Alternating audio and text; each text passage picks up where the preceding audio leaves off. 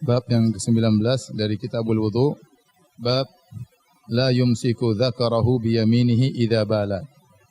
Kata Al-Imam Al-Bukhari rahimahullahu taala, bab seorang tidak memegang kemaluannya, itu lelaki tidak memegang kemaluannya dengan tangan kanannya jika dia sedang buang air kecil. Hadis nomor 154, Al-Imam Al-Bukhari berkata, qala haddatsana Muhammad bin Yusuf, qala haddatsana Al-Auza'i an Yahya bin Abi Katsir an Abdullah bin Abi Qatadah an abihi anin Nabi sallallahu alaihi wasallam.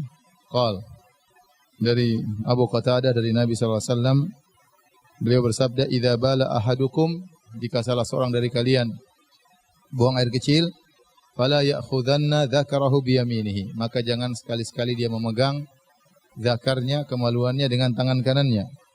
Wala yastanji biyaminihi, dan janganlah dia beristinja dengan tangan kanannya. Wala yatanaffas fil ina, dan janganlah dia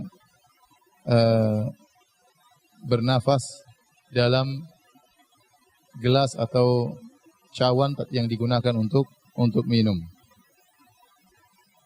Bab yang ke-20, babun al-istinja'u bil hijarah.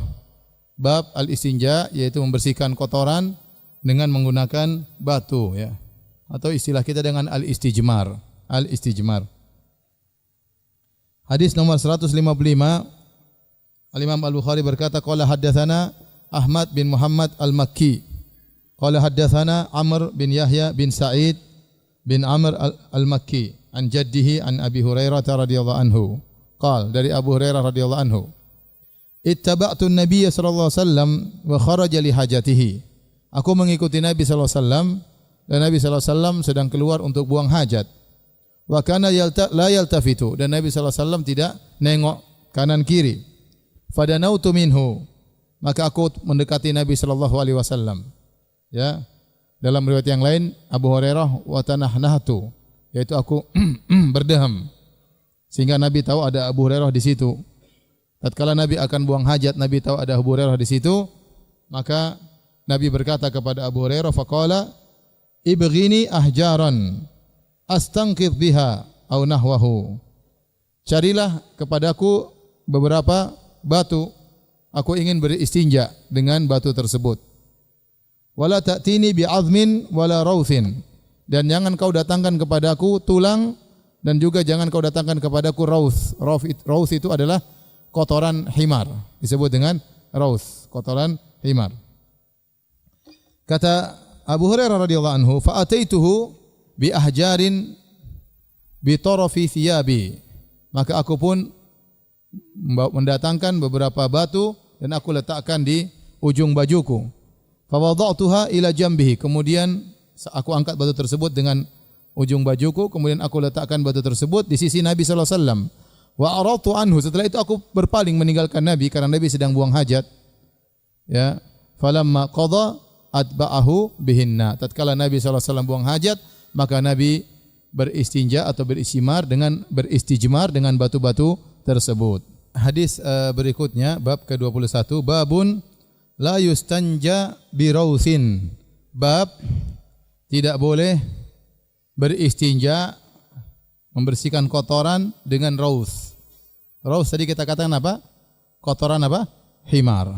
Dan ini dengan ijma ulama bahwasanya rauth adalah najis. Rauth adalah najis. Ya, Nabi mengatakan fa innahu riksun, dalam riwayat rijsun, itu adalah najis, ya. Taib, Al-Imam Al-Bukhari berkata, qala haddatsana Abu Nuaim, qala haddatsana Zuhair an Abi Ishaq itu As-Sabi'i, qala laisa Abu Ubaidah dzakarahu walakin Abdurrahman ibn al-Aswad an abihi. Abu Ishaq As-Sabi'i berkata, ini hadis bukan disebutkan oleh Abu Ubaidah, tetapi menyebutkan kepadaku Abdurrahman ibn al-Aswad. Nanti akan kita jelaskan apa maksud perkataan Abu Ishaq As-Sabi'i rahimahullah tentang sanad ini. Dia mengatakan ini hadis saya bukan riwayatkan dari Abu Ubaidah, tapi saya riwayatkan dari Abdurrahman bin al-Aswad, dari ayahnya. Annahu sami'a Abdullah yaqul, bahwasanya ayahnya mendengar Abdullah ibn Mas'ud, Abdullah bin Mas'ud berkata, Atan Nabiyyu sallallahu alaihi wasallam al-ghaidha. Nabi sallallahu alaihi wasallam hendak buang air besar. Fa amaroni, maka Nabi memerintahkan aku, yaitu Ibnu Mas'ud, Abu Abdurrahman Ibnu Mas'ud, an atiyahu bi thalathati ahjar. Nabi memerintahkan aku untuk membawakan atau mendatangkan 3 batu. Fawajadtu hajarain, maka aku mendapati 2 batu saja.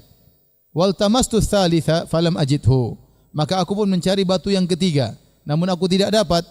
Fa akhadhtu rawsatan, aku mendapati ada kotoran keledai yang sudah kering, ya, sudah kering. Fa ataitu biha, maka aku pun mendatangkan kotoran keledai tersebut sebagai ganti batu yang ketiga. Fa akhadhal hajarain, maka Nabi mengambil 2 batu, wa alqar rawsata, kemudian Nabi membuang kotoran keledai tadi. Wa qala hadza riksun, dan ini adalah tertolak, atau riksun atau rijisun, ini adalah najis. Kemudian Al-Imam Al-Bukhari membawakan riwayat dengan ta'liq. Ta'liq itu maksudnya tidak menyebutkan sanadnya secara utuh, dipotong tengah-tengah. Itu namanya ta'liq. Jadi kalau disebutkan akhrajahul Bukhari fi sahihi ta'liqan, hadis ini diriwayatkan Imam Bukhari secara ta'liq, gantung. Ta'liq maksudnya apa? Gantung. Sanadnya tidak dari awal sampai akhir, tapi disebutkan hanya bagian atasnya saja. Ya. Tidak semua hadis yang disebutkan oleh Imam Al-Bukhari hadisnya sahih. Yang dijamin oleh Al-Bukhari sahih cuma yang usul. Yang usul itu yang sebutkan langsung hadatsana dari awal sampai akhir. Adapun yang hadis disebutkan langsung perkataan atau sanadnya tidak utuh dari awal sampai akhir, itu namanya hadis-hadis muallaq. Dan hadis-hadis muallaq itu ada 2. Ada yang majzuman bihi, ada yang ghairu majzum. Ada yang dengan lafal qala, berkata, ada yang dikatakan qila, dikatakan.